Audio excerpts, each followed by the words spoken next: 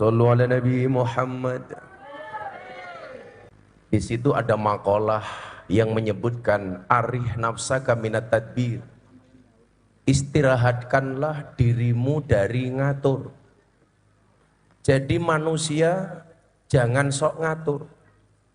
Karena hidup ini sudah ada yang ngatur. Manusia hanya mengikuti aturan. Manusia tidak punya kekuatan sedikit pun untuk ngatur. Itulah kemudian yang bisa kita ambil pelajaran dan ibrah dari peristiwa Nabi Musa alaihissalam ketika diperintahkan oleh Allah untuk berperang melawan raja di raja yang mengaku dirinya adalah Tuhan, yaitu Fir'aun laknatullah alaih. Ibu bapak, Musa itu lahir di dalam satu masa di mana Raja Fir'aun membuat sebuah keputusan raja. Siapapun bayi yang lahir dalam keadaan jenis laki-laki harus dibunuh. Dari mana peraturan ini berasal? Dari bisikan dukunnya Fir'aun. Apa alasannya? Karena bayi laki-laki bila tumbuh dan berkembang akan menjadi kompetitor bagi Fir'aun, maka harus dibunuh. Saat itu setiap wanita yang hamil semuanya dalam ketakutan. Begitu mereka melahirkan, bayinya langsung dilihat, titit apa tutut. Kalau titit selamat, tutut dibunuh. Singkat cerita, ibunya Nabi Musa ini melahirkan. Lahirlah seorang bayi laki-laki yang dikasih nama Musa. Ibunya senang sekaligus khawatir. Kenapa? Senang karena punya anak, khawatir dibunuh oleh Fir'aun. Maka saat itu ibunya Nabi Musa andilau antara dilema dan galau. Dapat firasat dari Allah. Apa firasatnya? Supaya bayinya dihanyutkan ke sungai. Firasatnya orang mukmin itu pasti benar. Kenapa? Ittaqu firasyatal mu'min fa innahu yang dzurub nurillah. Firasatnya seorang mukmin itu pasti dari cahayanya Allah Subhanahu wa taala. Akhirnya bayinya dihanyutkan. Begitu bayi dihanyutkan, qadarullah, bayi mendarat berlabuh di belakang kerajaan Fir'aun. Siapa yang menemukan bayinya Musa? Istrinya Fir'aun. Namanya siapa bu? Siti Asiyah. Bukan Aisyah, Asiyah. Asiyah ini waliullah. Perempuan suci. Kenapa dinikahi oleh Fir'aun? Karena Asiyah diancam kalau dia tidak mau menikahi Fir'aun, bapak dan ibunya Asiyah dibunuh. Kenapa Allah mengizinkan Asiyah menikah dengan Fir'aun? Ternyata mohon maaf, setiap malam yang diajak tidur oleh Fir'aun, ternyata bukan Siti Asiyah. Allah tidak rela kekasihnya ditiduri oleh orang kafir.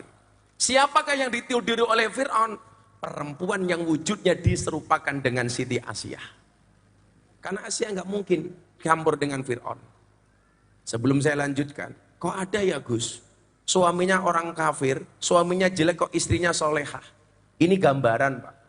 Di dunia ini keluarga itu ada 4 macam tipe. Yang pertama tipe keluarga Nabi Nuh. Suaminya soleh, istrinya nakal. Yang kedua tipe keluarga Fir'aun. Suaminya nakal, istrinya solehah. Yang ketiga tipe keluarganya Abu Lahab. Suaminya nakal, istrinya nakal. Yang keempat tipe keluarga Ibrahim. Suaminya soleh, istrinya solehah. Ibu-ibu Banjarbaru, Anda pilih keluarga yang mana? Nuh, Fir'aun, Abu Lahab, apa Ibrahim? Ibrahim, subhanallah. Dan Anda tahu Ibrahim istrinya 2.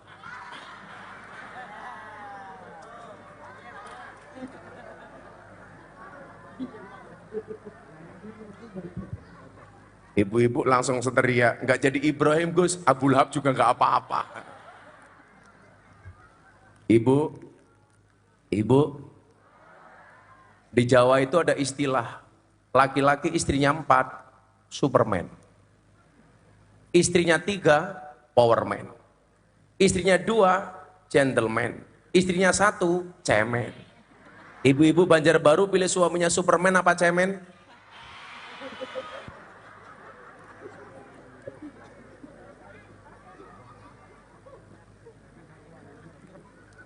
Cemen. Singkat cerita, bayinya Musa dibawa menghadap ke Fir'aun. Begitu Fir'aun melihat bayi laki-laki, dia marah. Asia, itu siapa? Bayi. Kamu nemu dari mana? Sungai. Cewek apa cowok? Cowok. Fir'aun marah, Bu. Bunuh. Apa jawaban Siti Asyah? Nggak bisa, Mas Fir'aun. Nggak bisa, Mas. Kenapa? Bayi yang kamu bunuh itu adalah bayi laki-laki yang kamu cari. Ini bayinya datang sendiri. Nggak boleh kamu bunuh. Peraturanmu, keputusanmu, jelas bayi yang kamu bunuh adalah bayi yang kamu cari. Ini bayinya datang sendiri. Delalah. Fir'aun manut. Fir'aun segala itu manut sama Siti Asyah. Maka sejarah mencatat sejak saat itulah suami kalah dari istri. Makanya saya itu benci Fir'aun bukan karena dia ngaku Tuhan. Gara-gara Fir'aun kita sebagai suami terjajah oleh istri, Pak. Kok geding aku? Itu gara-gara Fir'aun. Sehingga cerita, bayi Musa ini kemudian tumbuh dan berkembang di kerajaan Fir'aun. Artinya apa? Tumbuhnya darah dan daging Musa itu atas nafkah kerajaan Fir'aun. Ini dalil, Pak, bahwa ternyata kita hidup di Indonesia itu bersyukur. Hubungan antara Musa dengan Fir'aun ini merupakan dalil bahwa orang Islam itu boleh menerima pemberian dari orang non-Islam, begitu juga sebaliknya orang non-Islam juga boleh menerima pemberian dari orang Islam. Buktinya apa? Musa diopeni sama Fir'aun. Nabi Muhammad. Nabi Muhammad itu mulai dimusuhi oleh Abu Lahab sejak kapan? Sejak mendeklarasikan dirinya sebagai Nabi. Usia berapa? 40 tahun. Berarti dari usia 0 hari sampai 40 tahun, Nabi Muhammad juga berinteraksi dengan pamannya Abu Lahab. Enggak, yang namanya paman kok enggak pernah ngasih permen satu pun mungkin. Itu menunjukkan apa? Bahwa Nabi Muhammad pun pernah menerima pemberian dari Abu Lahab. Makanya hari ini kalau masih ada orang galau, Gus saya kerja, juragan saya kafir, rezeki saya boleh apa enggak, Bu? Itu sudah enggak perlu dipertanyakan. Jawabannya boleh. Kalau Bu Lisa datang ke pondok saya, lingkungan pesantren saya 60% Katolik.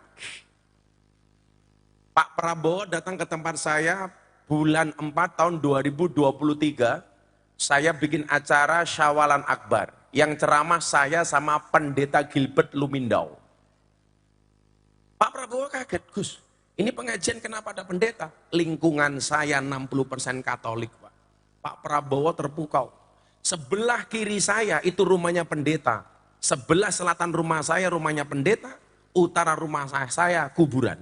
Dan seumur hidup saya tidak pernah bertengkar dengan tetangga utara saya. Kuburan.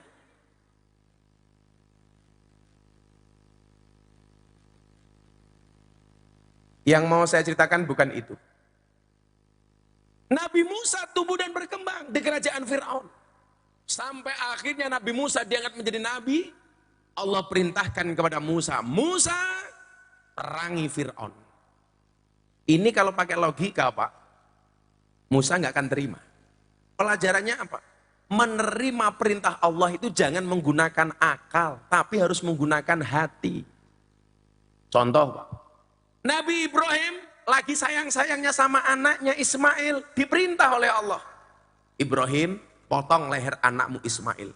Kalau pakai logika, pasti Ibrahim akan jawab, Gusti Allah kentir. Punya anak lagi seneng-senengnya suruh motong, ini nggak logis.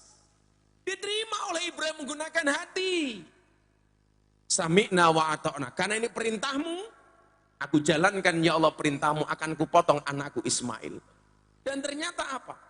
Ketika seorang hamba mengejutkan Allah dengan ketaatannya, maka tunggulah saat Allah mengejutkan hambanya. Nabi Ibrahim kemudian dikejutkan atas ketaatannya, dengan seekor domba yang mengganti lehernya Ismail. Anda tahu kenapa semua hewan korban itu semuanya jantan, Pak? Dari peristiwa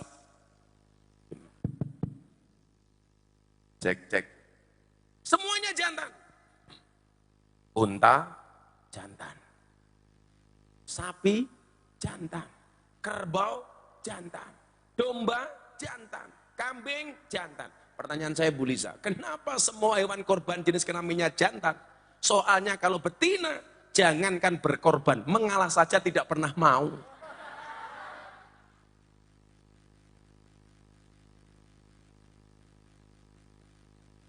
Gak mungkin kita bisa menang, Pak. Karena perempuan itu makhluk Allah, pemaaf terbaik, tapi penyimpan memori terhebat. Makanya perempuan itu karakternya satu. Kalau disakiti nggak pernah lupa, kalau menyakiti nggak pernah ingat. Itulah perempuan. Ciri-cirinya biasanya jilbabnya coklat, Pak.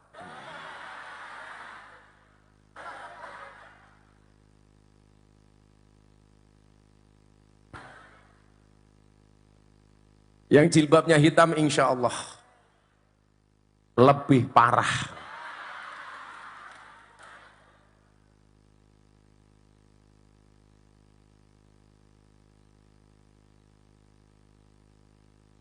Ibrahim taat atas perintah Allah. Potong. Ibrahim mengejutkan Allah dengan ketaatannya. Allah mengejutkan Ibrahim dengan kekuasaannya. Sampai di situ Gus, oh enggak. Nabi Muhammad itu sedang cinta-cintanya dengan kota Makkah. Allah perintahkan untuk hijrah. Maka begitu meninggalkan kota Makkah, Nabi Muhammad menatap kota Makkah dari bukit dengan mengatakan, demi Allah, engkau adalah tanah yang paling aku cintai, kata Nabi. Kalaulah tidak karena suatu hal, aku tidak akan pernah meninggalkanmu, wahai kota Makkah. Atas ketaatan Nabi Muhammad, Allah mengejutkan Nabi Muhammad dengan apa? Dengan mendapatkan kota Madinah yang lebih menyenangkan dibandingkan kota Makkah. Makanya Bapak Ibu, bagi Anda yang sudah pernah berangkat haji atau umroh, pasti lebih nyaman tinggal di Madinah dibandingkan di kota Makkah. Yang belum pernah berangkat haji dan umroh, saya doakan, mudah-mudahan segera dipanggil oleh Allah.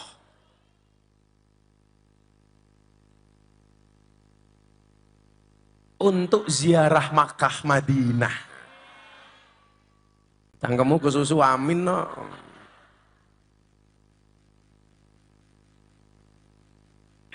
Allah kejutkan Nabi Muhammad, Madinah Madani menyenangkan.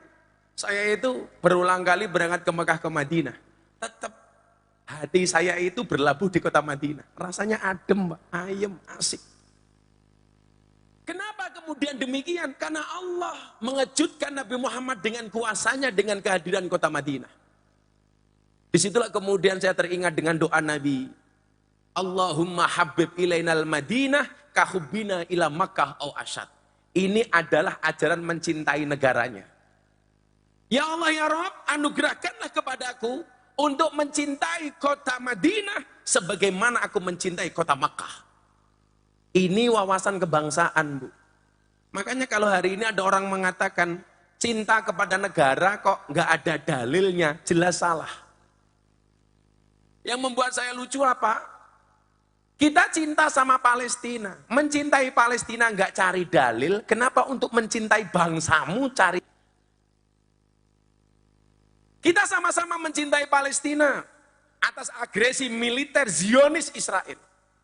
Makanya sejak saat itu, saya dulu itu kemana-mana, kalau ke rest area, ke Jakarta, bahkan ke Mekah, kalau saya pengen ngopi, saya biasanya cari Starbucks. Tapi sejak agresi Israel ke Palestina, saya mengharamkan minum Starbucks. Haram, Pak. Persoalannya apa? Starbucks ini menjadi sponsor utama Israel, sebagaimana KFC, sebagaimana McD, dan lain sebagainya. Kalau kita nggak bisa membela Palestina dengan tenaga kita, Minimal jangan kamu support musuhnya Palestina. Itulah alasan kenapa saya lebih mencintai Ronaldo dibandingkan Messi.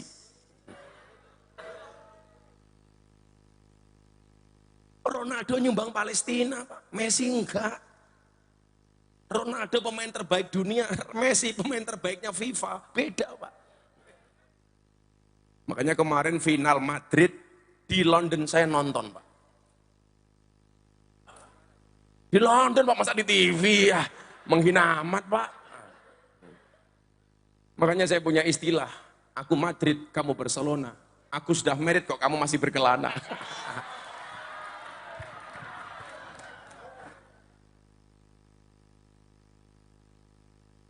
Demikian juga dengan Nabi Musa. Kalau pakai akal, dia nggak akan berani melawan Fir'aun. Kenapa? Fir'aun ini maharaja. Dia mengatakan, ana rabbukumul a'la. Aku adalah Tuhanmu yang paling tinggi. Kenapa? Semua kebutuhan Fir'aun dicukupi oleh Allah. Fir'aun itu nggak pernah sakit, Pak. Senang terus nggak pernah susah. Punya uang terus nggak pernah punya utang. Fir'aun itu kalau kehujanan, yang pilek bukan hidungnya, Pak, tapi air hujannya. Fir'aun itu pernah satu ketika giginya selilitan. Dia marah-marah. Akhirnya apa? Allah ngutus malaikat untuk dandani mulutnya Fir'aun, giginya Fir'aun. Malaikatnya tanya, Tuhan, kenapa saya harus memperbaiki giginya Fir'aun? Apa jawaban Allah? Kamu perbaiki giginya Fir'aun sebaik mungkin. Masa ngaku Tuhan kok giginya selilitan? Gak pantas, Bu. Jadi mohon maaf. Kalau ibu-ibu, bapak-bapak Banjarbaru hari ini kadang-kadang senang, kadang-kadang susah. Kadang-kadang punya uang, kadang-kadang punya utang. Lumrah karena kita manusia biasa. Kalau ada orang Banjarbaru punya uang terus gak pernah punya utang, senang terus gak pernah susah, saya curiga. Jangan-jangan cucunya Fir'aun. Cuman yang membedakan barangkali itu, Bu Liza, manajemennya. Orang kayak saya itu nggak pernah kelihatan susah. Kenapa? Karena bagi saya susah itu konsumsi pribadi, personal, bukan konsumsi publik. Kalau mau susah, jangan diperlihatkan di luar rumah. Cukup di dalam rumah saja. Saya itu nggak pernah susah, Pak. Karena saya tahu betul perintah Allah menyiarkan agama ini dengan cara wama nursalil mursalina illa mubashirina wa mungdirin. Orang itu harus mubashir, harus senang. Saya ditanya satu ketika sama Mas Prabowo. Gus Guna tuh kalau pengajian kok enjoy terus ya? Alasannya apa, Gus? Saya jawab, Pak, Nabi itu punya sahabat namanya Nuaiman. Nuaiman itu orangnya agak ndablek, sukanya khomer. Tapi kalau dia minum khomer selalu di dekat Nabi. Supaya apa? Supaya langsung dihukum oleh Nabi. Ketika orang lain melaknat Nuaiman, sahabat melaknat Nuaiman, Nabi membela Nuaiman. La tal'anhu fa innahu yuhibbullah wa rasulah. Kamu jangan melaknat Nuaiman. Kenapa? Walaupun dia sahibul khamar, hatinya masih mencintai Allah, masih mencintai Rasulullah. Dan Anda tahu, Nuaiman ketika mati, yang memandikan Nabi, yang mengkafani Nabi, yang mensolatkan Nabi, yang menguburkan Nabi. Haram jasad seseorang masuk neraka bila pernah tersentuh dengan kulitnya Nabi Muhammad SAW. Luar biasanya apa, Bu? Begitu Nuaiman mati dikubur, semua sahabat disuruh pulang sama Nabi. Kalian semua pulang. Nabi nggak pulang, enggak. Saya mau nungguin Nuaiman menjawab pertanyaan Munkar dan Nakir. Salah satu mukjizat Nabi, beliau paham dengan kalimat Munkar dan Nakir. Beliau ngerti dengan komunikasi alam kubur. Begitu yang lain pergi, Nabi di atas makamnya Nuaiman. Munkar Nakir datang. Apa kalimat pertama dari Munkar Nakir? Assalamualaikum ya ahlal jannah. Keselamatan bagimu wahai calon penghuni surga. Kalimat Munkar dan Nakir. Nuaiman mulai diinterogasi sama Munkar dan Nakir. Ya Nuaiman, man rabbuka? Siapa Tuhanmu? Dijawab sama Nuaiman, Allahu Rabbi, Allah adalah Tuhanku. Pertanyaan kedua, Nuaiman ditanya, ya Nuaiman, man nabiyuka? Siapa nabimu? Nuaiman jawab, pertanyaanmu nggak salah. Malaikat itu kan SOP, sesuai dengan standarnya. Malaikat kembali bertanya yang kedua kalinya, ya Nuaiman, man nabiyuka? Dijawab sama Nuaiman, kamu nggak salah tanya siapa nabiku. Tiap hari saya sama nabi kok ditanya nabimu sopo, kok goblok men. Mungkin begitulah. Nabi Nabi mulai tersenyum ketika mendengar jawaban Nuaiman. Sampai yang ketiga kalinya malaikat Munkar Nakir bertanya, "Hei Nuaiman, siapa nabimu?" Apa jawaban Nuaiman? Kamu kalau tanya jangan keras-keras, itu loh orangnya ada di atas makam. Mendengar jawaban ini Nabi Muhammad SAW tersenyum. Coba Anda bayangkan, Pak. Nuaiman itu masuk surga hanya gara-gara membuat bahagia Nabi.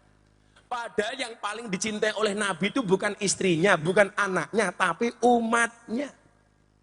Kalau Nabi mencintai umatnya dan saya membahagiakan umatnya Nabi, mosok saya nggak mendapatkan syafaatnya Nabi? Kan nggak mungkin, Pak. Setiap saat semalam saya di Blora bersama 30.000 orang. Semuanya bahagia. Saya kemarin dari Lampung puluhan ribu orang. Saya hanya berharap dari sekian medan dakwah saya, ada salah satunya yang kemudian mendatangkan syafaat Nabi. Nabi seolah-olah pengen mengatakan sama saya, "Miftah, engkau telah membahagiakan orang yang paling aku cintai. Siapa? Umatku. Maka berat bagimu syafaatku, wahai Miftah." Itu saja, Pak. Jadi besok kalau saya ditanya Munkar Nakir, "Hei Miftah, mana nabiuka? Siapa nabimu?" Tak jawab, kamu nanya. Sagiebuk malaikat cangkemku dier. Makanya sederhana saja Bu Lisa. Jadi pemimpin itu undang-undangnya sederhana kok. Buatlah rakyat senang, jangan buat rakyat menderita. Setuju? Saya tanya, Mas Prabowo, kalau Anda jadi presiden, apa yang pengen Anda lakukan? Pertanyaan saya ini Pak, setahun sebelum beliau daftar. Beliau jawab begini, "Gus, saya itu hanya pengen membuat rakyat Indonesia tersenyum. Saya pengen mengembalikan hak-hak rakyat Indonesia.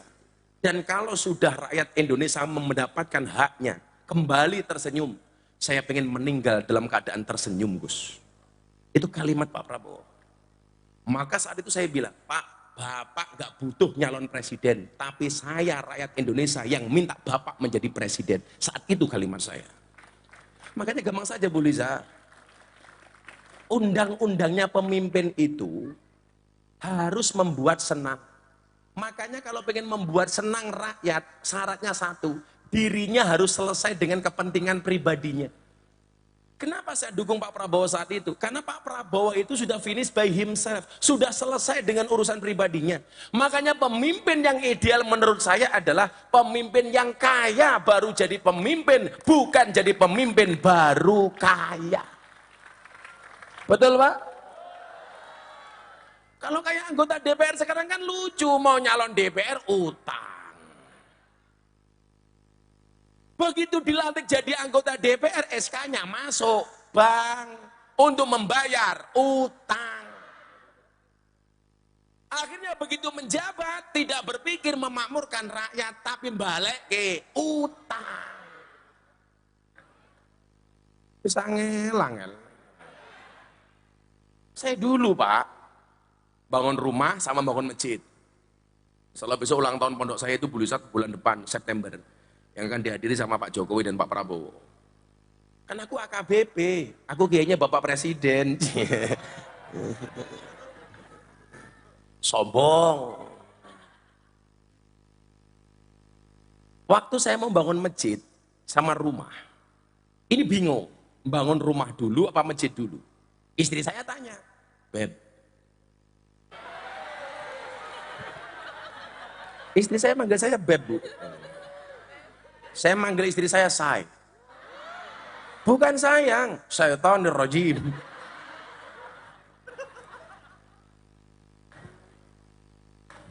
Saya itu kalau sama istri romantis. Ayo, bapak-bapak berani buka-bukaan. Di kontak HP-mu, nama apa yang kamu tulis untuk istrimu? Wow. Laki-laki itu kurang ajar, Mas. Begitu menikah, wow, my angel. Wow. Setahun pernikahan, bidadariku. 5 tahun pernikahan, istriku. Wah. 7 tahun, satpam. Wah. 15 tahun, Israel. 30 tahun, mak lampir, Pak. Istri saya tanya begini sama saya. Abah mau bangun masjid dulu apa bangun rumah dulu? Menurut Bunda bangun apa? Masjid dulu. Apa rumah dulu? Masjid dulu aja, Bah. Saya jawab, enggak. Saya enggak mau bangun masjid dulu, tapi bangun rumah. Loh, kenapa lebih mengutamakan rumah? Bukan masalah mengutamakan. Ini masalah mindset dan persepsi. Maksudnya, Bah, kalau kita bangun masjid baru bangun rumah, orang akan bersuudon. Lumrah Miftah bisa bangun rumah, wong dapat turahan semen masjid. Tapi kalau saya bangun rumah baru bangun masjid, orang nggak akan protes. Saya itu paham betul, Bu, apalagi tinggal di desa. Sing lakoni adem ayem, sing nyawang kakean. Sing kakean cangkem biasanya jilbabnya ya coklat gitu loh.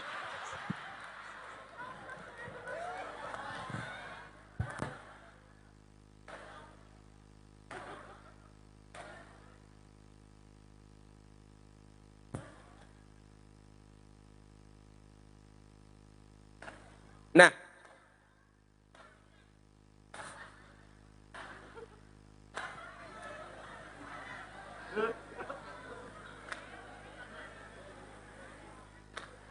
itu fotonya cakep amat, Bu. Sallu ala Nabi Muhammad. Pertanyaannya kemudian kenapa Nabi Musa bisa setegar itu? Yang pertama, dia tidak menggunakan logika tapi menggunakan hati. Makanya keikhlasan itu tempatnya bukan di akal tapi di hati. Dalam kitab Syajaratul Ma'arif, apa ikhlas itu? Di situ ada definisi yang menarik. Jadi Bu Lisa, kalau besok Ibu jadi bupati, kok ngerti kalimat ikhlas ini? Wali kota ya? Wali kota. Wali kota. Santai Pak, kalau kita nggak jadi wali kota kayak Bu Lisa, santai saja. Laki-laki itu kalau punya istri manut, dia berpotensi menjadi raja. Kalau punya istri galak, berpotensi menjadi wali. Kok istri kita kadang-kadang manut, kadang-kadang galak, insya Allah Pak, raja wali.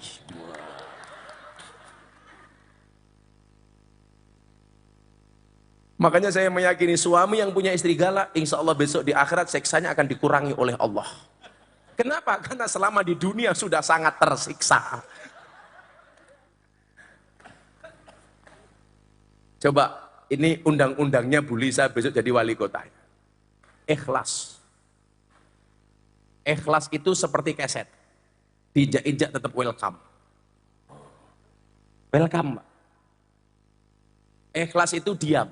Karena kalau ngomong namanya iklan. Syajaratul Ma'arif, di dalam kitab Syajaratul Ma'arif, definisi ikhlas itu begini. Al-ikhlasu alla tu'mala ta'ata illa lillah. Ikhlas itu adalah tidaklah kamu melakukan sebuah ketaatan kecuali benar-benar hanya untuk Allah. Pidato tasyakuran kemenangan Pak Prabowo, saya diminta berdoa. Doa saya apa di hadapan Pak Prabowo? Pak Prabowo, inna lillahi wa inna ilaihi roji'un. Kemenangan Bapak dari Allah. Besok Bapak dari dilantik sampai selesai jadi presiden diawasi oleh Allah. Dan jangan Bapak lupa, besok jabatan Bapak sebagai presiden langsung dipertanggungjawabkan kepada Allah. Kiai-kiai sepuh bilang begini sama saya, Pak. Dan Gus Miftah wani ngomong ngono di hadapan Pak Prabowo. Kendel, bro. Kenapa, Pak? Karena saya nggak punya kepentingan, Pak. Buktinya apa? Saya nggak punya kepentingan. Pak Prabowo nawari saya jabatan menteri, wakil menteri, saya nolak. Sampai sebelum haji kemarin Pak Prabowo bilang begini, Gus, serius nggak mau jadi menteri? Enggak, Pak. Sudah, wakil menteri latihan dulu, Pak. Menteri saja nggak mau, kenapa harus wakil menteri? Serius, Gus? Iya. Kenapa, Gus? Saya jawab, Pak, percaya diri itu penting, tapi sadar diri jauh lebih penting. Kalau saya jadi menteri, Pak, nggak pantas. Rambutnya gondrong. Masa gara-gara menteri saya harus potong rambut? Sorry ye. Saya nggak mau. Nah, 2 bulan yang lalu saya ngaji di hallnya bapaknya Haji Sam. Serius Gus? Enggak Ji. Kenapa? Haji kan tahu, saya itu identik dengan kaum marginal, dengan anak-anak pemabuk, anak-anak klub malam, anak-anak lokalisasi, PSK, begengge, lonte, macam-macam. Kalau saya jadi menteri, nanti saya masuk ke lokalisasi, dirasani, dibicarakan orang, menteri blusukan karo lonte, nggak pantas. Makanya saya menolak, Pak. Nggak mau saya. Gitu ya Gus, iya.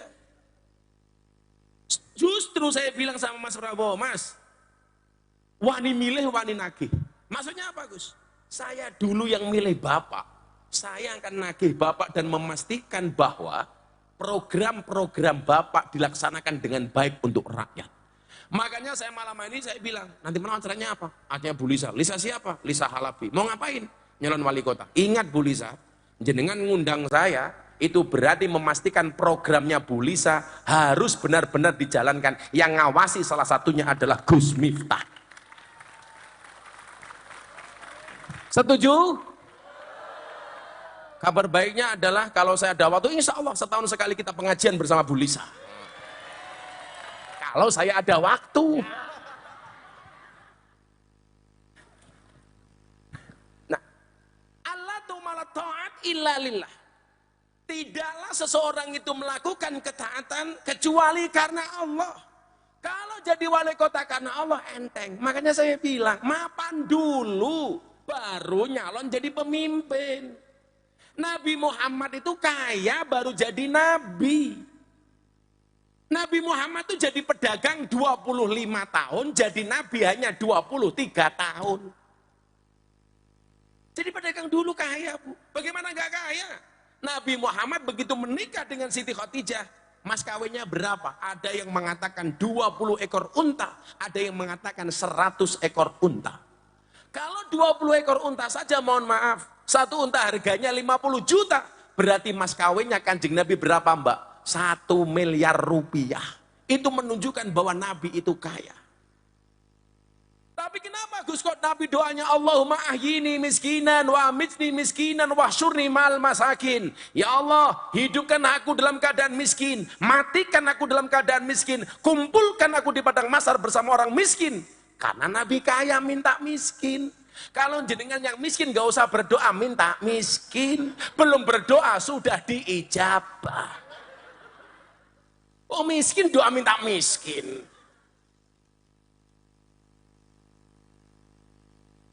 Bu, begini Bu Lisa ya. Bapak ngapunten Bang. Saya itu mencatat salah satu kegagalan dai itu biasanya salah menempatkan dalil. Contoh begini. Nabi mas kawinnya kepada Siti Khadijah 20 ekor unta. Yang paling pas membaca dalil tersebut laki-laki apa perempuan? Laki-laki, supaya lebih bertanggung jawab. Kalau yang membaca perempuan, Pak, tuh lihat. Nabi saja 20 ekor unta, kamu 20 ekor tengu. Kalau yang membaca perempuan nuntut, itu yang baca laki-laki. Tapi sebaliknya, perempuan yang paling baik adalah yang paling murah mas kawinnya. Itu yang seharusnya membaca laki-laki apa perempuan? Perempuan, supaya tidak menuntut terlalu tinggi mas kawin kepada suami. Jangan suami, tuh dengerin, wong wedok sing apik sing paling murah regane cok, rungokno. Salah Pak kalau dalilnya seperti itu kita. Makanya saya punya prinsip, perempuan yang baik adalah yang siap diajak menderita oleh suaminya. Tetapi lelaki yang baik adalah tidak pernah mengajak istrinya menderita. Makanya saya bilang mas, gak ada cewek matre, yang ada suami kere. Maka tutuplah wajah burukmu dengan bagusnya rekeningmu. Karena hari ini cowok yang good looking kalah menarik dengan cowok yang good rekening. Karena berangkat dari good rekening bisa menjadikan wajah istrinya glowing. Dan di balik wajah istri yang glowing ada suami yang golong komeng.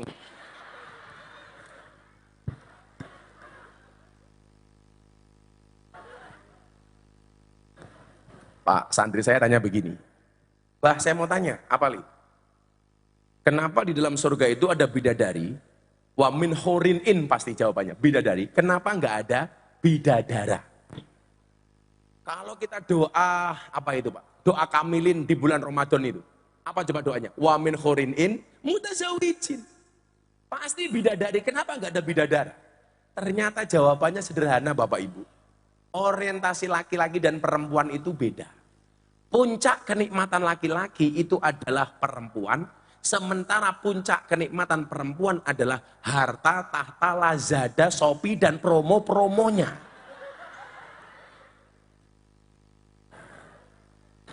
Betul Bu?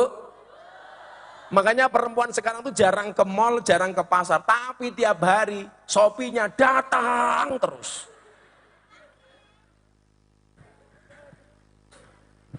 Laki-laki itu semakin kaya, dia semakin butuh perempuan. Perempuan semakin kaya, nggak butuh laki-laki. Makanya kamu lihat, kenapa banyak perempuan cantik menikah dengan laki-laki kok jelek merongos. Karena yang dilihat bukan merongosnya, tapi duitnya. Betul Bu? Masalah merongos gampang, tutup kalender, rampung.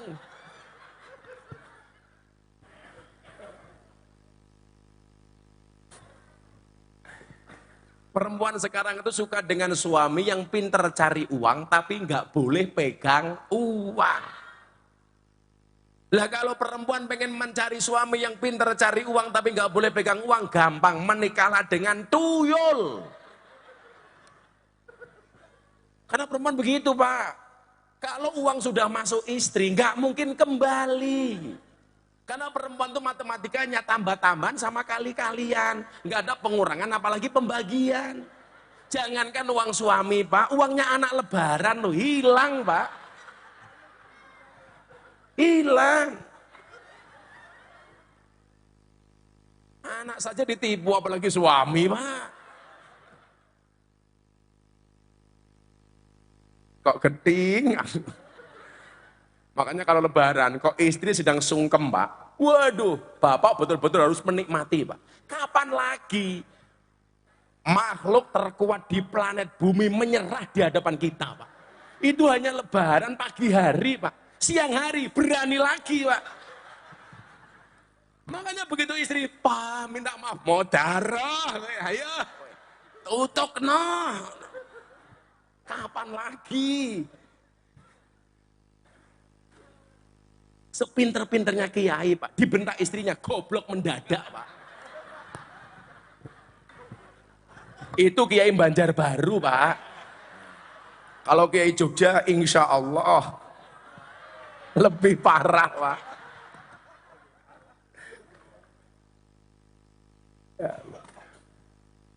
Allah tu malah taat illa lillah. Jadi pemimpin karena Allah. Allah. Kenapa suami itu walaupun dijajah sama istri tetap bahagia? Ya karena dia sebagai suami diniati karena Allah. Dan definisinya ini yang keren. Definisi ikhlas menurut kitab Syajaratul Ma'arif, di dalamnya ada apa? Selain illalillah. Yang pertama, di dalam ikhlas itu ada khaufan. Apa itu khaufan? Rasa takut. Konteks Bu Lisa sebagai wali kota, menjadi pribadi yang ikhlas ketika menjadi wali kota adalah mempunyai hati yang takut ketika tidak bisa mensejahterakan rakyat. Hatinya khawatir kalau mencidrai hatinya rakyat. Dia mempunyai khauf, rasa takut. Bila kemudian visi misinya tidak bisa terlaksana dengan baik. Makanya mohon maaf Bu, saya pesan, nggak usah kebanyakan janji, lebih baik langsung aksi. Betul? Kemarin pas pencalekan Bu, saya itu mencatat, caleg-caleg itu rata-rata modalnya cuma 2, berani dan sabar. Apa itu Gus? Berani ngumbar janji, sabar dalam melaksanakan janji-janjinya. Kalau kampanye Pak, besok kalau saya jadi DPR, jalan saya bangun. Berani Pak. Begitu jadi DPR ditagih, Pak DPR gimana jalannya? Sing sabar yo. Hati-hati. Makanya kalau saya dikasih kopi kok ada gulanya, nggak pernah saya aduk. Supaya manisnya di akhir. Kenapa? Karena kalau marisnya di awal sudah biasa, kayak cangkemnya calon pemimpin. Iya.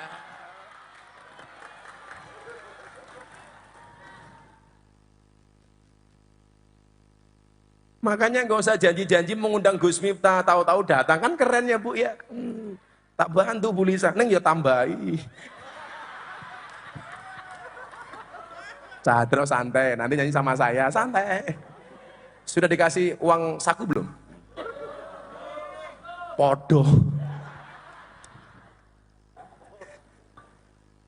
Insya Allah. Sallu ala Nabi Muhammad. Eli aku tak ngopi dulu, saya habis buka puasa. Kamu selawatan dulu. Ayo. Ayo kerja orang omongan mangan aja kami. Ya Allah. Allahumma sholli ala Muhammad. Allahumma sholli alaihi wa ala alihi. Lagunya apa lagunya? Yang bagus. Hah? Apa? Apa nih? Tombo hati. Hatiku nggak sakit, kenapa kamu tambahin? Ini rata-rata kayaknya jomblo ini ya. Santai, jomblo itu investasi. Jadi ada hadis begini. Man asyqa fa'afa fakatama famata mata syahidan. Barang siapa jatuh cinta, dia mampu menahannya dan tidak bermaksiat, fakatama dia menyembunyikan rasa cintanya, famata kemudian dia mati, mata syahidan dia mati dalam keadaan syahid. Jadi kalau ada jomblo senang sama cewek, ceweknya nolak dan dia tidak bermaksiat, mampu menahan kehormatan dirinya, kok kamu jadi anak-anak hadroh, moro-moro mati kesetrum listrik, itu matinya sangit.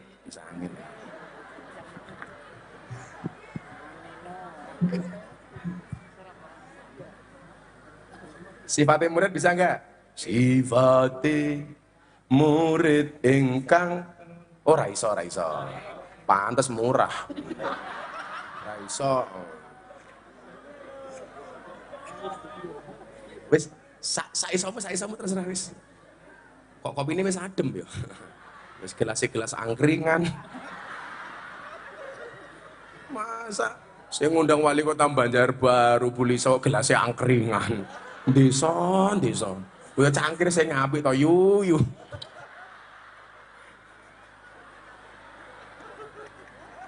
Aku zizi.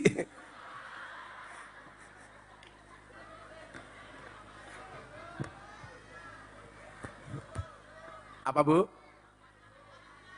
Hah? Yang penting rasanya. Dia mau bilang, nggak penting Gus wajahnya jelek, yang penting rasanya. Ya Allah. Coba kopinya orang Banjar enak apa enggak, Pak? Sangit. Saya nggak pakai gula, Mbak. Ini pakai gula. Saya itu kalau minum kopi nggak pernah pakai gula. Kopi itu ada persamaan dengan istri. Kalau kopi enak diminum, kalau istri,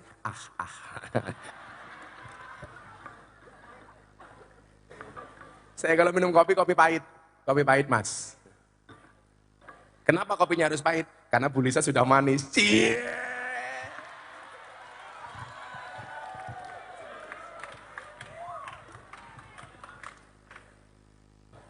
Ayo, selamat deh. Sallu ala Nabi Muhammad. Allahumma salli wa sallim wa barik alaihi wa ala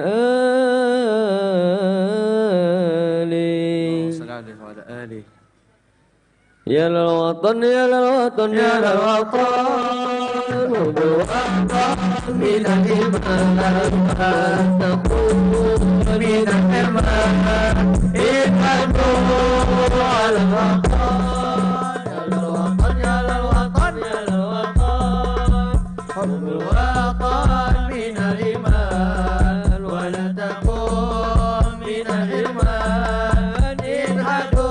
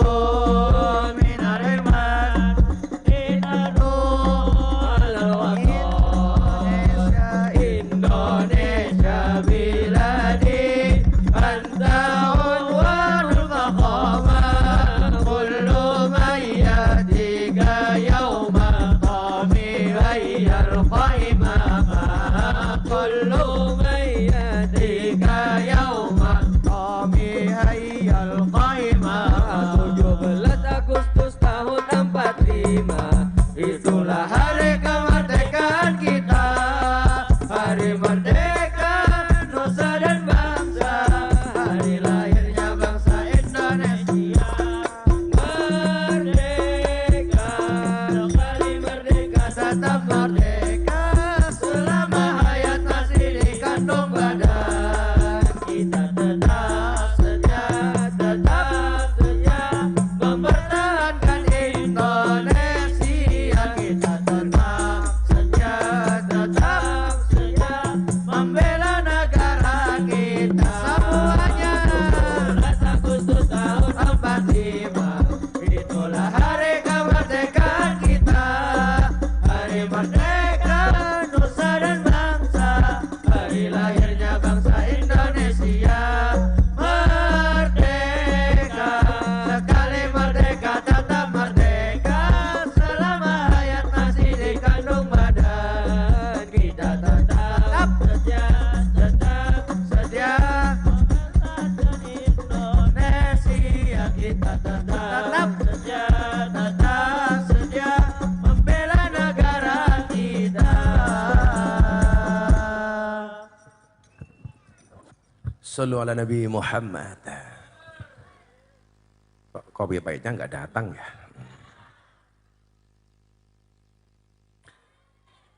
Saya mau sholawat isinya terima kasih Pak Jokowi karena 10 tahun beliau mendedikasikan hidupnya untuk bangsa Indonesia. Nggak ada salahnya kita berterima kasih untuk Pak Jokowi dan mengucapkan selamat datang untuk Pak Prabowo. Bangsa ini harus terbiasa dengan terima kasih. Kita itu dibiasakan dengan 3 hal, minta maaf, minta tolong, terima kasih.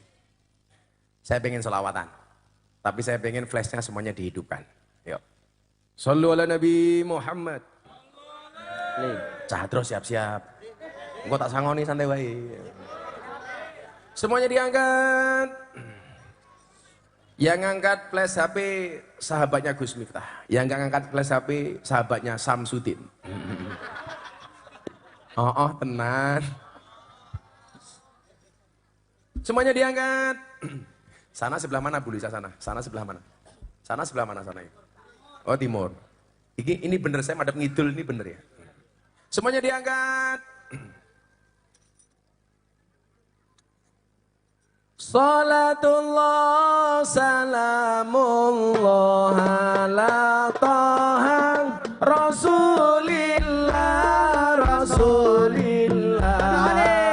Salatullah salamullah ala yasin habibillah. Salatullah salamullah ala yasin habibillah. Bareng-bareng salatullah salamullah ala taha Rasulillah Rasulillah. Salatullah salamullah ala yasin habibillah. Salatullah salamullah ala yasin habibillah. Joko tingkir minumnya kopi, kopi ditanam di pinggir kali, di pinggir kali. Ayo bersyukur tentang negeri ini, matur nuwun Bapak Jokowi. Ayo bersyukur tentang negeri ini, matur nuwun Bapak Jokowi. Salatullah salamullah ala taha Rasulillah Rasulillah. Salatullah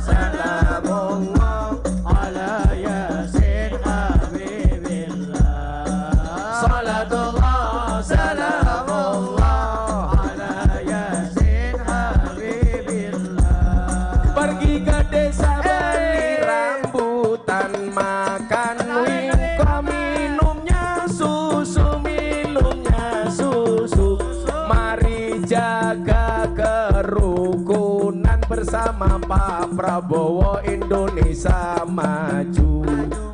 Mari jaga kerukunan bersama Pak Prabowo Indonesia maju. Salatullah salamullah ala Taha Rasulillah Rasulillah.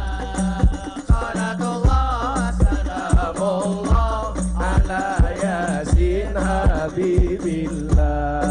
Salatullah salamullah ala Yasin Habibillah.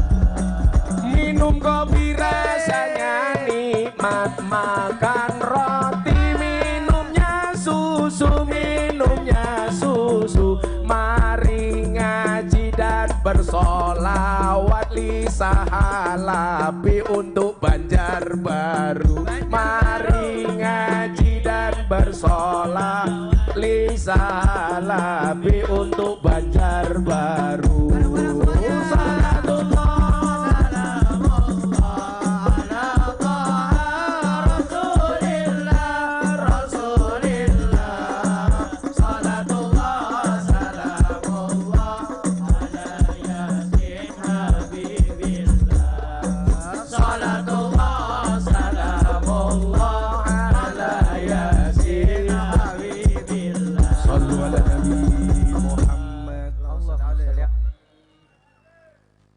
Beli roti dapatnya bawang, kopinya nggak datang-datang.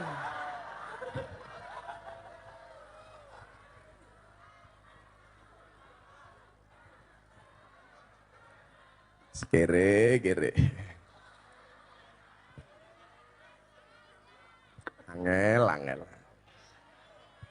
Dolan ning sawah atus ning kali. Kayu nangka digawe lemari. Gus Miftah gagalan sregep ngaji, oke rondo sing njaluk diajari ngaji. Emangnya aku cowok apaan? Bocah terus sangoni. Ini surupane paling elek maju perwakilan. Sangoninya. Yes.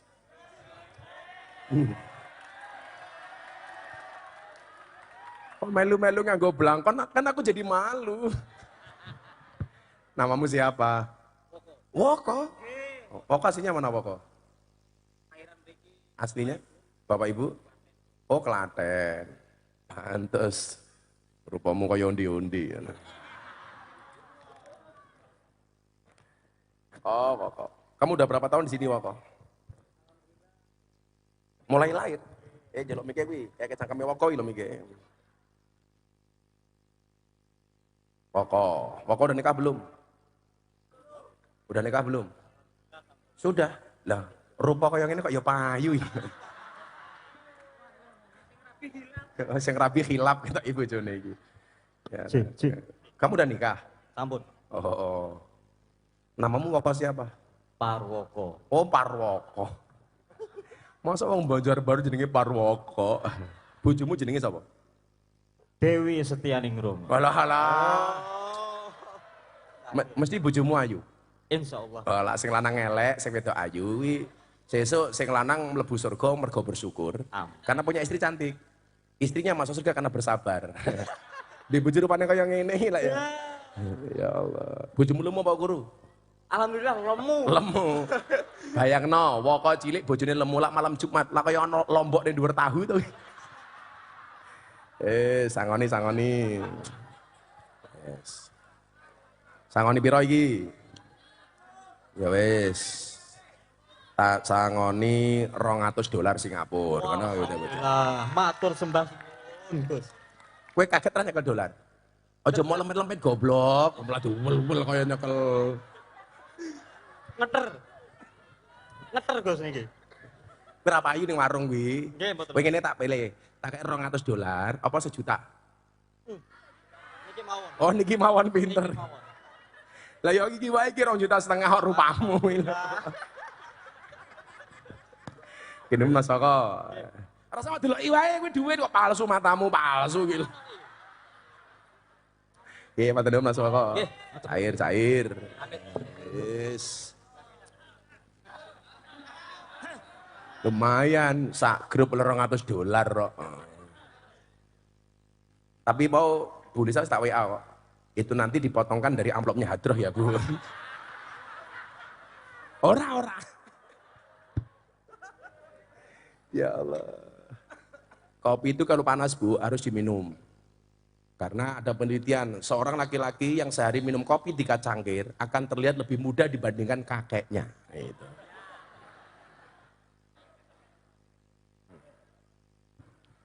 Dan saya itu kalau ngasih minum kopi, tak fatihai dulu sohibul kohwah.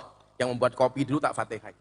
Karena fatihah itu luar biasa. Al-fatihatu liman kuri'alahu.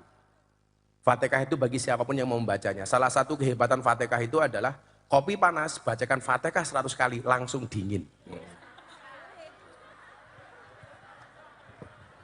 Langsung dingin. Kok kayak woko itu baca fatihah 100 kali tanpa bernafas, insya Allah langsung ketemu Israel. Jadi kalau kopi panas Bu Lisa harus diminum. Jangan pernah kamu sesali kopimu dingin. Kenapa? Karena ketika hangat tidak pernah kau hargai. Iya. Jangan pernah sia-siakan kesetiaan rakyat. Kalau mereka sudah marah, hati-hati. Semoga-moga jadi wali kota.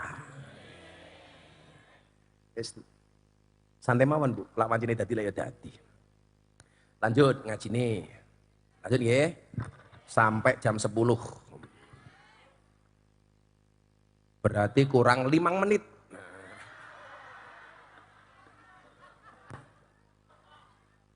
Apa Bu? Potong matamu, potong gitu. Orang melu urun kok matang-matang gitu. Oh, no wong kene iki potong. Kok kaya melu yuran to Bu. Saya tak takon wong Banjarbaru, kalau pengajian umpamane ada kotak infak, dompetmu 100.000, 50.000, 1.000. Yang kamu masukkan 100.000 apa 1.000? 1.000 gitu loh. Ke kebun binatang lihat monyet, uang sakunya 100.000. Pengajian lihat kiai infaknya 1.000. Lebih mahal kiai apa monyet? Monyet. Jenengan lebih menghargai kiai apa monyet? Ngomong monyet tak ajar.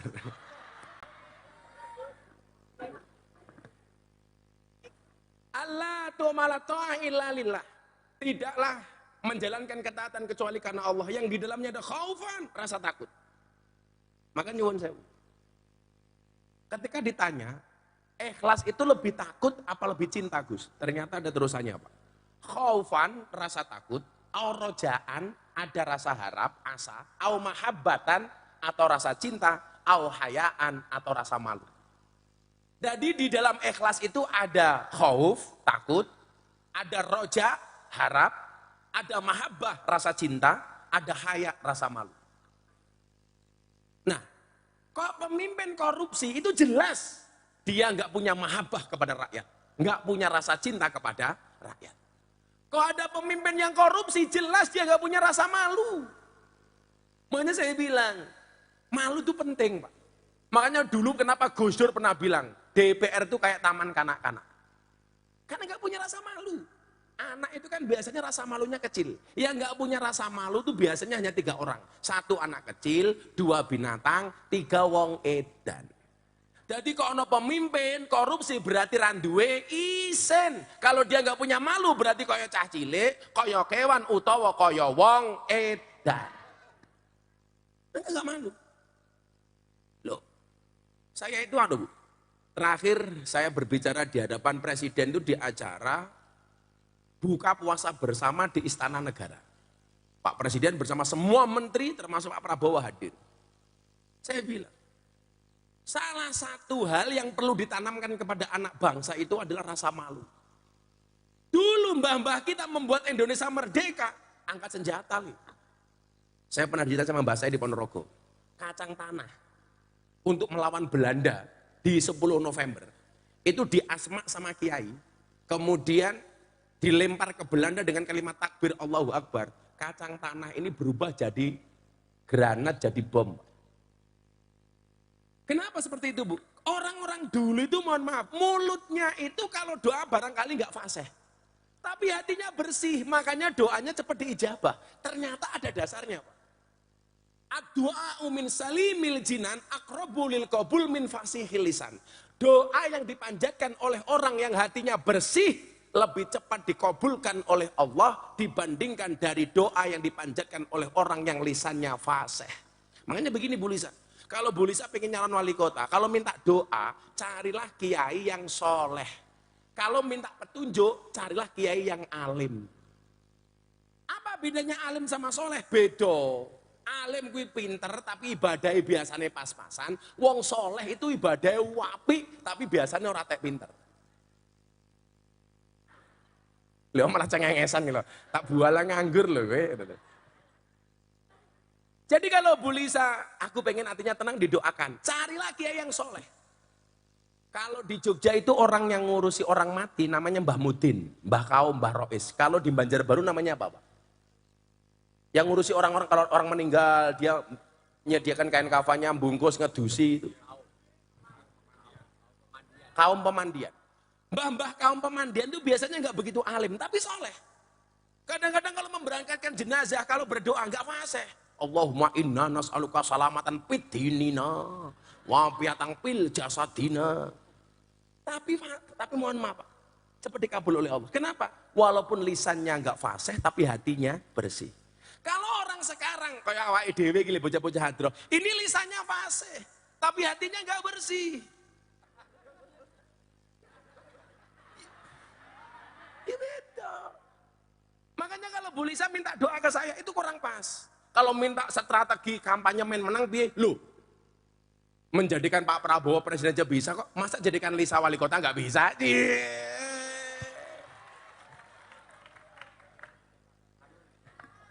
Lah kaya ngono sangune ra tambahi kebangetan tak kandhani.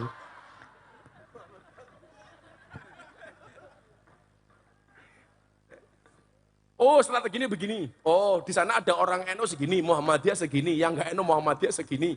Strateginya itu kita bisa. Tapi kalau minta doa, doakan Kiai, saya besok mau maju wali kota, mudah-mudahan diijabah oleh Allah. Datanglah kepada orang soleh. Lah, Mbah Mudin, Mbah Kaum itu orang-orang soleh. Orang-orang dulu itu nyuwun sewu, alim dan soleh. Lah di zaman sekarang cari orang yang alim dan soleh itu repot. Susah, Pak. Kayak Gus Bah itu alimnya minta ampun. Tapi beliau dengan gampangnya mengatakan apa? Aku ini kurang soleh, Gus. Sholatnya yo mat kolamcing, komat teko salam pelencing. Kenapa, Bu? Ngadeg, berdiri. Ibu-ibu lebih suka Gus minta duduk apa berdiri? Itulah perempuan. Di mana-mana suka yang berdiri. Kok senengane ngatur-ngatur aja kayak gitu. Aku lungguh kowe ndelok raeku, aku ngadeg kowe ndelok katokku. Aduh. Lu tukang syutingnya rasa ngadeg kuwi. Tukang syutingnya malah berdiri aja. Ingat, mereka datang pengen lihat wajahku, tidak pengen lihat bokongmu. Mosok gedene kayak ini yura ketok loh. Santai Bu, kalau memang sudah saatnya pasti berdiri sendiri Bu.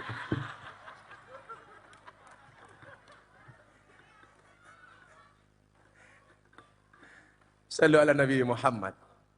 Kamu jangan minta saya berdiri, jangan ya Dek ya.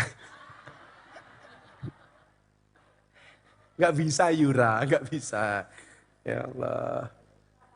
Wong saiki. Makanya saya senang Bu. Kan kemarin Raffi Ahmad dari sini ya. Itu malamnya ketemu saya. Malamnya ketemu saya di rumah Mas Gilang. Mas Raffi bilang kan kemarin haji sama saya. Alhamdulillah, saya itu dari sekian dai NU yang termasuk dipercaya membersamai para artis. Makanya jamaah saya para artis dan selebritis. Lah salah satu yang manut itu ya Mas Raffi itu. Kemarin haji bareng saya. Harusnya tahun kemarin. Atta Halilintar kemarin juga bareng saya. Alhamdulillah Pak, sekarang malah jamaah saya janda-janda Pak. Aura Kasih, Wika Salim, Nikita Mirzani. Yang terakhir, idolanya orang Banjarbaru, Lucinta Luna. Wah,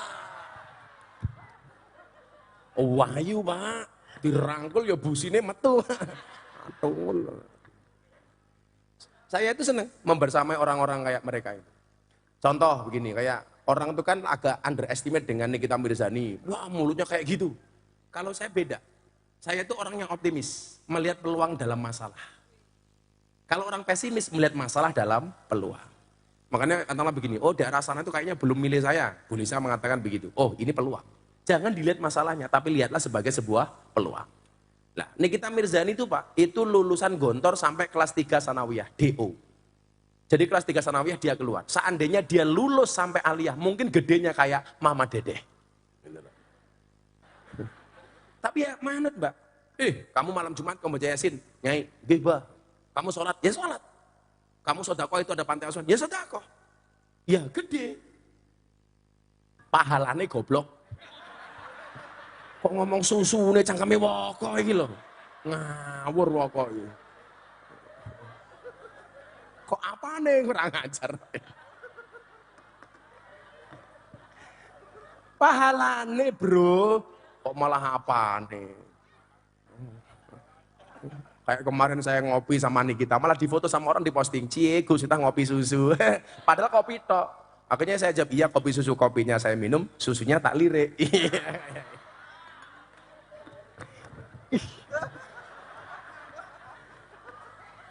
Makanya Pak Prabowo itu menang Bu, karena programnya asik. Makan siang gratis, minum susu gratis.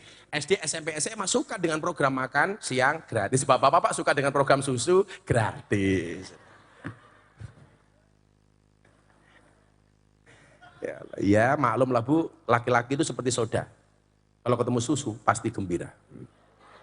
Soda gembira. Nah, iki mau kok jadi ngomong susu, mau ngomong apa tadi?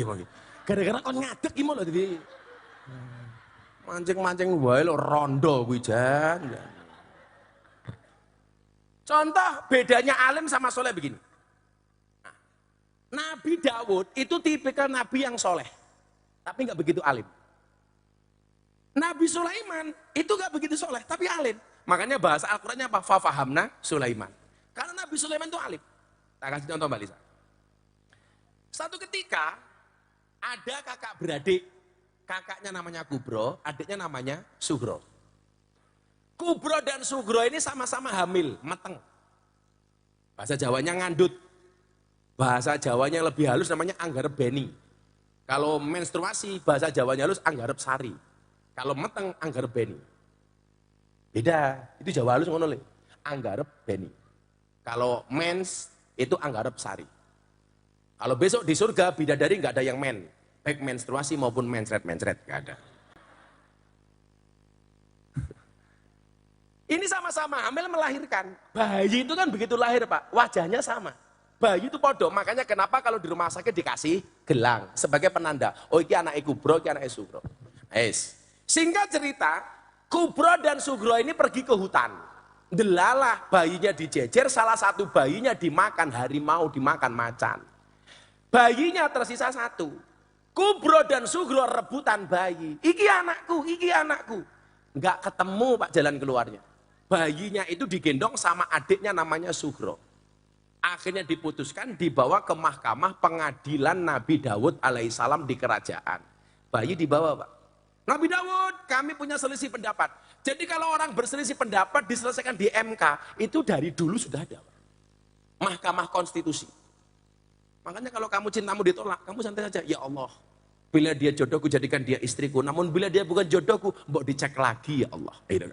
Kan peninjauan kembali. Kalau dia jodohku jadikan dia istriku ya Allah. Namun bila dia jodoh orang lain itu adalah aku ya Allah. Pokoknya maksa-maksa titik lah. Ya Allah, uang itu memang tidak menjamin bahagia ya Allah. Tapi kalau banyak mungkin bisa ya Allah. Amin.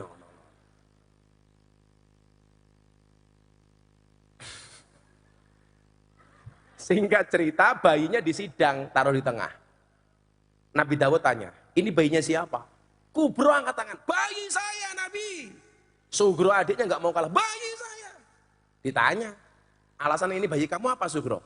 Kan tadi Nabi Daud lihat, bayi ini datang ke sini yang gendong saya. Bukan oleh Kubro. Itu menunjukkan bahwa bayi ini adalah bayi saya. Karena waktu itu kan belum ada rumah sakit Pak, jadi nggak bisa tes DNA. Nggak bisa tes nasab Pak. Wong Banjarbaru sampai melu-melu. kalau saya prinsipnya satu, siapapun itu, mbuh kiai, mbuh habib, mbuh gus, mbuh ajengan, mbuh tuan guru, selama memberikan sumbangsih untuk Islam harus didukung. Betul? Harus disupport. Selama memberikan sumbangsih untuk dakwah Islam harus didukung. Makanya ada kiai yang keahliannya sholawat, habib, ya didukung dengan sholawatnya. Kan begitu saja Pak. Oh ini pinternya ngaji, didukung dengan pengajiannya. Sholawatan didukung dengan sholawatannya. Semuanya punya cara masing-masing. Kalau saya nggak urusan.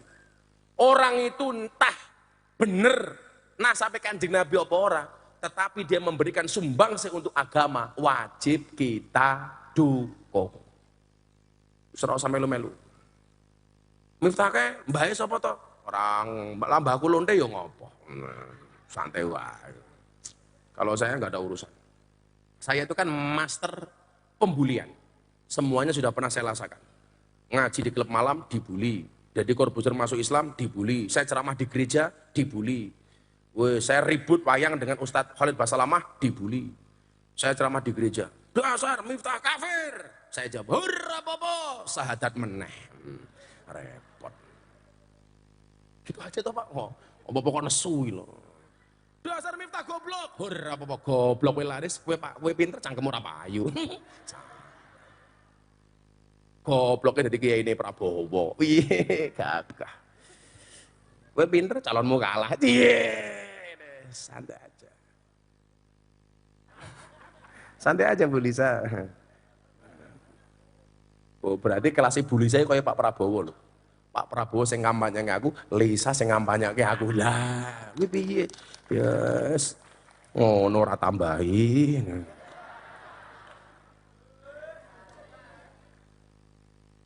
Santai. Bu Lisa wis PA judane, tolong disiapke. Akhirnya atas keluguan Nabi Daud, kesolehan Nabi Daud memastikan apa? Pengadilan memutuskan bayi ini adalah bayinya Sugro. Kenapa? Karena di saat datang ke pengadilan yang menggendong bayinya adalah Sugro, adiknya Pak. Akhirnya Kubro ngalah. Begitu keluar pengadilan, ketemu anaknya Nabi Daud, namanya siapa? Sulaiman. Kalian dari mana? Sidang karo bapakmu, Man. Soal apa? Bayi. Yang menang siapa? Sugro. Kenapa? Karena yang gendong Sugro. Nabi Sulaiman atas kecerdasan otaknya mengajukan peninjauan kembali. Nabi Daud, saya belum terima kalau bayi ini dikatakan sebagai bayinya Sugro. Sidang kembali dibuka. Bayi ini siapa? Sugro jawab, bayiku. Kubro jawab, bayiku. Sudah. Karena dua-duanya ngaku ini bayinya Kubro, bayinya Sugro, saya putuskan bayi ini akan saya belah dua. Nabi Sulaiman bawa pedang, pedangnya diangkat, bayi ini akan saya belah dua, yang separuh akan saya kasihkan Kubro, yang separuh akan saya berikan kepada Sugro. Ternyata apa? Sugro menjawab, monggo Nabi Sulaiman, enggak apa-apa. Kubronya jawab, jangan Nabi Sulaiman, jangan kamu belah bayinya, daripada bayinya dibelah, berikan saja bayi itu kepada adik saya Sugro. Akhirnya Nabi Sulaiman meletakkan pedangnya, kemudian dia mengatakan kepada Nabi Daud, Nabi Daud, ini jelas bayinya Kubro, bukan bayinya Sugro. Kenapa? Naluri seorang ibu tidak akan pernah merelakan anaknya dipecah, dibelah menjadi dua. Apa yang digunakan Nabi Sulaiman? Kecerdasan otaknya secara psikologis. Seorang ibu tidak akan pernah mengorbankan anaknya. Makanya Bu Lisa, kalau minta doa, carilah tipikal kiai seperti Nabi Daud. Kalau minta strategi, carilah kiai yang tipikalnya seperti Nabi Sulaiman. Nah, makanya mohon maaf, orang-orang tua kita dulu itu rata-rata tipikalnya banyak seperti Nabi Daud. Dongane mandi-mandi. Wong ilmune wong biyen, terutama ini banyak orang Jawa nggih. Kula matur. Orang Jawa itu kadang-kadang mbah-mbah kita dulu, Bu, ilmunya nggak nalar. Contoh, saya diajak pergi sama bapak saya ke kota, naik bis, kebelet ngising, nggak ketemu toilet. Apa ilmune wong biyen? Kon gegem watu. Genggam watu, Pak. Apa hubungannya ngising karo nyekel watu?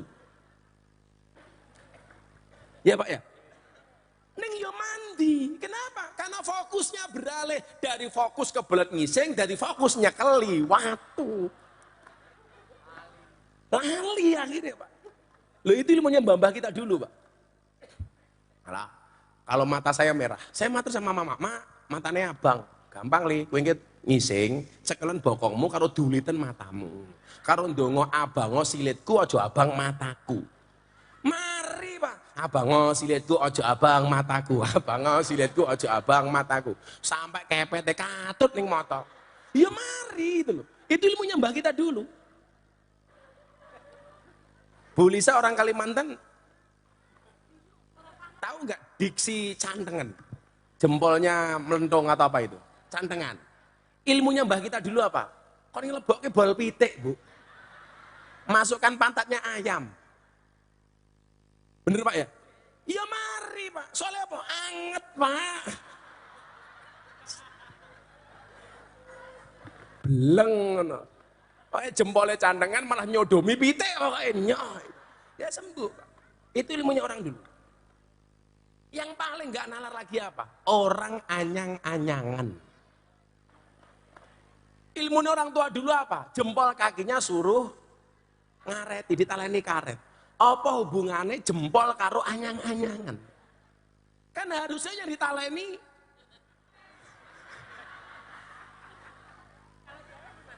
titik. Malah ibunya ini tanya, kalau cewek gimana?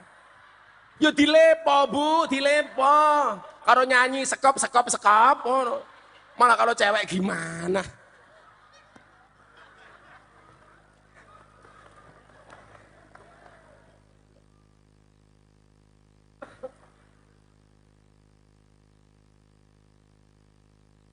Tapi tak pikir-pikir ya bener juga ya.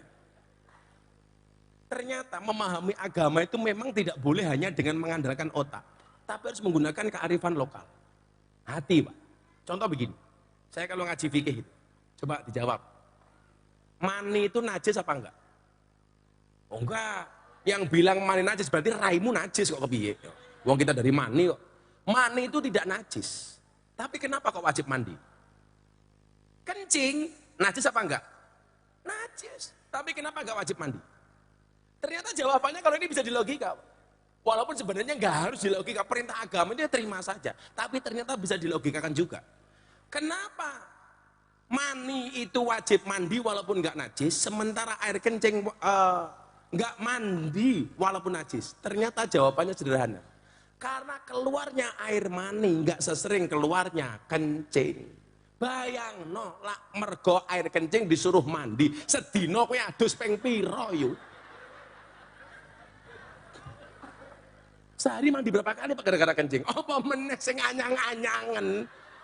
Ya, kencing, cerut, adus meneh. Bener nggak? Apalagi yang tua-tua kelepek bodol-bodol. Wah, cerit, adus meneh.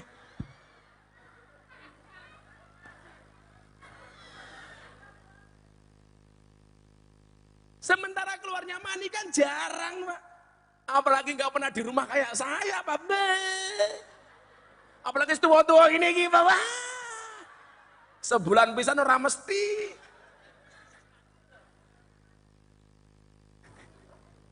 Shallu ala Nabi Muhammad. Nah, keikhlasan itu biasanya ada pada orang-orang tua ini. Makanya kenapa dalil yang paling masyhur di kalangan Nahdien adalah al-muhafadzah alal qadimi sholeh.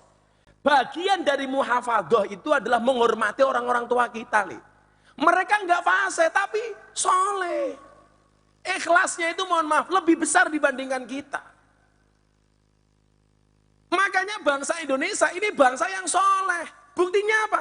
Begitu merdeka Undang-Undang Dasar 1945, di situ disebutkan atas berkat rahmat Allah yang Maha Kuasa. Mereka tidak mengatakan ini merdeka karena saya pejuangnya, karena saya pahlawannya, enggak, karena saya berkorban, enggak. Tapi kenapa? Mereka mengatakan atas berkat rahmat Allah yang Maha Kuasa. Nah, keikhlasan inilah Ibu yang harus kita contoh. Apapun profesi kita, entah sebagai pejabat besok wali kota seperti Mbak Lisa, atau kita sebagai orang biasa, kita sebagai petani, kita sebagai pegawai negeri, menempatkan Allah tu'mala ta'ah illa lillah, kecuali hanya untuk Allah. Enteng Bu, enteng.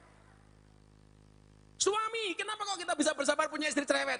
Karena niat kita sebagai suami karena Allah, Pak. Lah mergo ngurusi menungso siji iki, Pak. Beuh, emosi Pak, apa-apa salah sih. Bu, mencuci itu tugasnya perempuan apa bukan? Ternyata bukan. Masak itu tugasnya perempuan apa bukan? Saya ngomong laki tak ajar loh. Nyetrika itu tugasnya laki-laki apa bukan? Tugasnya perempuan apa bukan? Bukan. Benar Pak, karena tugasnya perempuan itu cuma dua. Satu wajib taat kepada Allah, dua wajib taat kepada suami. Jadi kalau suaminya perintah mencuci, ya kamu mencuci. Kalau suaminya perintah masak, ya kamu masak. Suaminya perintah umba-umba, ya kamu umba-umba. Suaminya perintah melumah-melumah, ya kamu melumah-melumah. Loh, berarti nggak ada bedanya, Gus. Beda. Yang pertama tadi tugas, yang kedua kewajiban. Kalau kamu masak karena itu dianggap tugas, berarti nggak ada bedanya dengan pembantu. Mergo taat. Wah, ngapa umbah-umbah? Karena taat dengan suami saya. Kenapa kamu ngeloni bojomu? Karena taat dengan suami saya. Bukan karena tugas. Kalau karena tugas, suamimu bisa ngeloni pembantu. Karena aku jadi mau. Bu, itu tugas, itu kewajiban bukan tugas. Nah, illa ta'at. Maka khaufan harus ada rasa takut, rojaan ada rasa harap. Kenapa saya kok memilih Bulisa umpama? Karena saya punya harapan Banjarbaru bisa lebih baik. Dan ketika rakyat punya harapan, pemimpin harus mewujudkan harapan rakyatnya. Setuju? Begitu. Jangan jadi pemimpin malah menimbulkan fitnah. Contoh di desa-desa ada BLT. Siapa yang sering kena fitnah? Lurai. Saya nggak kebagian BLT, kenapa? Didom, dibagi kepada keluarganya sendiri. Sedulurnya sendiri. Fitnah lagi. Kenapa? Karena nggak bisa mewujudkan asa dan keinginan rakyat. Khauf rojaan. Au mahabbatan, rasa cinta. Bulisa. Diniati jadi wali kota. Karena rasa cintamu kepada kabupaten, kepada kotamu. Karena cintamu kepada rakyatmu, maka katakan kepada rakyatmu, Bulisa Said, cintaku kepada warga kota baru, Banjarbaru, seperti air kencing di dalam kolam renang. Wujudnya tidak nampak, tapi hangatnya bisa dirasakan.